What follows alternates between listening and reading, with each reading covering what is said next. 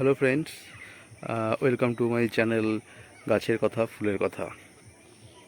আপনারা দেখছেন গাছের কথা ফুলের কথা, আর আমি পবিত্র আপনাদের সাথে সর্বদা আপনাদের পাশে। তো আমি আজকে আমড়া গাছ সম্পর্কে, যেটা থাই আমড়া বা ইংরেজিতে যেটাকে বলে হক প্লাম, তো সেই আমড়া সম্পর্কে কিছু আলোচনা আপনাদের সাথে করব। মূলত এটা হচ্ছে জুন মাস, অর্থাৎ মে মাসের লাস্ট উইক থেকে জুন মাসের মধ্যে কিন্তু এই গাছে ফুল চলে আসে। দেখুন বন্ধু, আমি একটু দেখানোর চেষ্টা করছি। দেখুন, ফুল কিন্তু প্রত্যেক ডালে ডালে চলে এসছে, বা কিছু ফুল একটু আগে অ্যাডভান্স এসছিল, সেগুলো দেখুন আবার ফল অলরেডি দাঁড়িয়ে গেছে। তো মূলত ম্যাক্সিমামই কিন্তু এই সময় ফুল আসছে, অর্থাৎ সবার ক্ষেত্রেই ম্যাক্সিমাম ক্ষেত্রেই এই সময় ফুল আসে। তো সমস্ত ডালে ডালে ফুলে ভরে যায়, বা এই সময় কিন্তু গাছে আপনাদের প্রচুর ফুল আপনারা দেখতে পাবেন। দেখুন, প্রচুর ফুল চলে এসছে। তো সেই বিষয় নিয়েই আজকের আলোচ্য, যে এই সময় যখন ফুল আসছে তখন, বা ফুল এসে গেছে বা আসছে, তো সেই জন্য এই গাছকে আমরা কি পরিচর্যা করব, বা কি ধরনের খাবার দেব, বা কি ধরনের পরিচর্যা করলে এই ফলগুলো আমাদের দাঁড়াবে বা প্রচুর পরিমাণে ফল আমরা পাবো। মূলত তার আগে একটুখানি জাস্ট ব্রিফ করে দিই, যে আমরা এই থাই আমড়া গাছ যখন আপনারা প্রতিস্থাপন করবেন, মূলত বর্ষাকালে সবথেকে ভালো হয়, তবে সারা বছর প্রতিস্থাপন করা যায়। আপনারা ভালো কোনো নার্সারি থেকে ভালো কোয়ালিটির থাই আমড়া গাছ কিনে নিয়ে আসবেন, এবং ভালো হয় 20 ইঞ্চির, সেটা মাটির টব হতে পারে বা সিমেন্টের টব হতে পারে, বা 20 লিটারের জলের জার হতে পারে। এই ধরনের যদি অন্তত 20 ইঞ্চির যদি টব হয়, তাহলে কিন্তু সেই গাছের জন্য খুব ভালো হয়।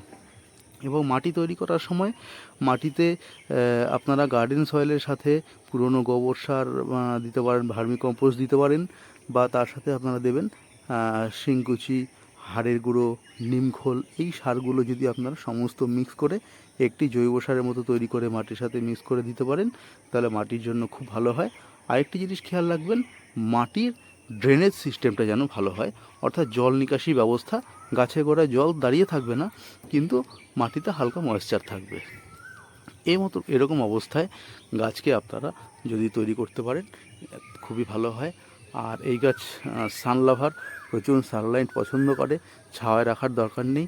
যত রোদে রাখবেন এই গাছ কিন্তু তত ফল দেবে।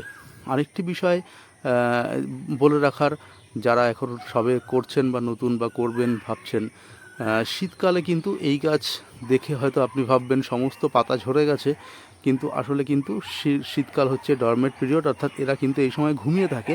সেই জন্য এই গাছের সমস্ত পাতা কিন্তু ঝরে যায়, এর অ্যাক্টিভিটি বন্ধ হয়ে থাকে। সেই জন্য আপনারা ভয় পাবেন না, আপনার গাছ কিন্তু মরেনি, আপনার গাছ কিন্তু বেঁচে আছে। কিন্তু যখনই দেখবেন হালকা গরমের ভাব পড়ছে শীত কাটিয়ে, এই গাছ কিন্তু স্বমহিমায় নিজের রূপ ধারণ করবে। আপনারা আশা করছি দেখতে পাচ্ছেন আমার এই গাছটির বয়স 1.5 বছর। আমি কিন্তু এর থেকে প্রথম থেকেই 6 মাস বয়স থেকেই প্রচুর পরিমাণে আমরা খেয়েছি, বা বিলাতি আমরা খেয়েছি, বা কিছুদিন আগেও 10-12 দিন আগেও কিন্তু আমি কিছু পাকা আমরা এখান থেকে কেটে নিয়েছি। এর আগে আমার ভিডিওগুলোতে আমি অবশ্যই দেখিয়েছিলাম যে কীভাবে আমরা হয়েছে, বা তার কীরকম রূপ, বা তার ফলন কীভাবে বাড়বে। তো আজকে বলবো যে এই সময় কি করব। মূলত এই সময় দেখবেন আপনাকে গাছে গোড়ায় কিন্তু কিছু সার প্রয়োগ করতে হবে। মূলত কী সার প্রয়োগ করব, দেখুন আমি একটুখানি দেখাচ্ছি। অলরেডি কিন্তু এই গাছের গোড়ায় কিন্তু আমার পাতা পচা সার দেওয়া আছে। আশা করি আপনারা দেখতে পাচ্ছেন পাতা পচা সার এখানে দেওয়া আছে। আর যেগুলো সবুজ সবুজ অংশ দেখতে পাচ্ছেন আপনারা, সেটা অন্য কোনো আগাছা নয়, এটা আমি গাছে গোড়ায় ব্রাহ্মী শাক চাষ করেছিলাম, সেই গাছগুলো রয়ে গেছে। এরা আপনার কোনো ক্ষতি করবে না, যদি এই ধরনের গাছ আপনার গোড়ায় থাকে কোনো ক্ষতি করবে না, আপনার এই সারে তৈরি হবে। তো যাই হোক, প্রথমত হচ্ছে আপনাকে এই গাছের গোড়াকে এই সময় একটুখানি হালকা করে মাটিটাকে নিংড়ে নরম করে দেবেন, একটু খুঁচিয়ে দেবেন। এবার আপনি এখানে মূলত যে সারগুলো প্রয়োগ করবেন সেগুলো আমি একটু আপনাদের সাথে শেয়ার করব। মূলত প্রথমে আপনাকে দিতে হবে একটু পুরনো গোবর সার, অর্থাৎ যে পুরনো গোবর সার যেটা 8-10 মাসের 1 বছরের পুরনো গোবর সার। দেখুন আমি কিছুটা পরিমাণে পুরনো গোবর সার প্রয়োগ করছি।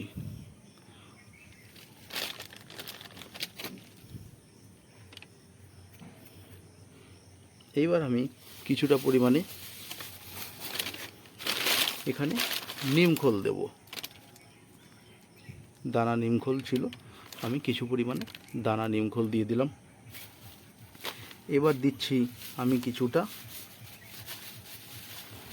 বোন ডাস্ট, আমি কিছুটা পরিমাণে বোন ডাস্ট দিলাম। আর কিছুটা পরিমাণে আমি দিচ্ছি শিংচাচি।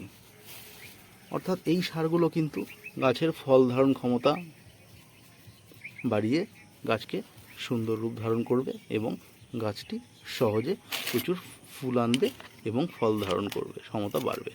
এবার এই সারগুলো দেওয়ার পর আপনাকে মাটিটিকে আরেকবার একটু নিংড়ে মাটির সাথে সারগুলোকে মিশিয়ে দিতে হবে, যাতে এই গাছ সহজে সারটিকে গ্রহণ করতে পারে। দেখুন আমি মাটিটিকে সুন্দরভাবে নেড়ে দিলাম, যাতে এই গাছ সহজে সেই সারগুলোকে গ্রহণ করতে পারে। আশা করি আপনারা দেখতে পাচ্ছেন আমি সুন্দরভাবে নেড়ে দিয়েছি। এবারের কাজ হচ্ছে আপনি কিছুটা পরিমাণে গাছে জল দিয়ে দিন, তাহলে কিন্তু এর গ্রহণ ক্ষমতা বেড়ে যাবে। বেশ কিছুটা পরিমাণে জল দিয়ে দিলেন, ব্যাস আপনার কাজ কিন্তু এবার মোটামুটি 15 দিনের মধ্যে আপনি আর কোনো রকম সার প্রয়োগ করবেন না।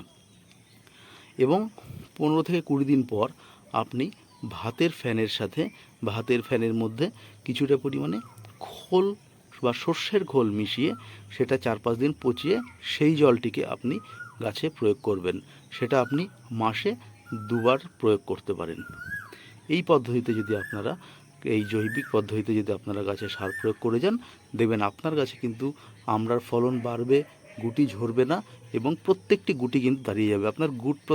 আপনার ফলন প্রচুর বেড়ে যাবে। আপনার গাছে কিন্তু গুটি আর ঝরবে না, প্রত্যেকটিতেই আপনারা গুটি পাবেন।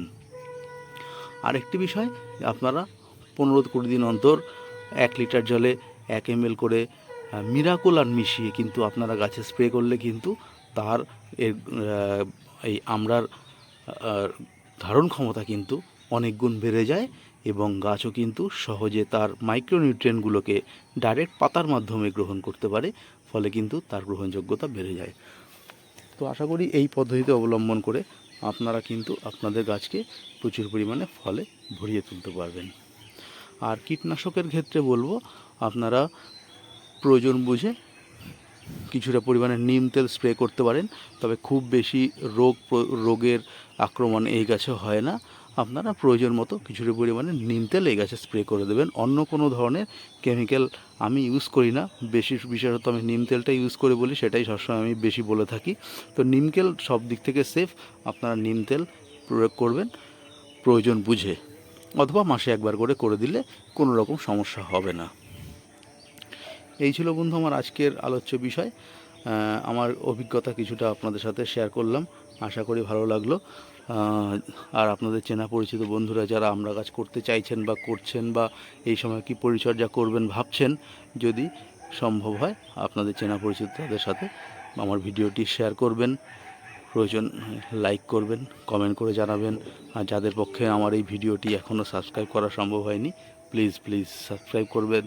আর আমার নিত্য দর্শকদের জন্য রইল আমার অসংখ্য শুভকামনা। ভালো থাকবেন।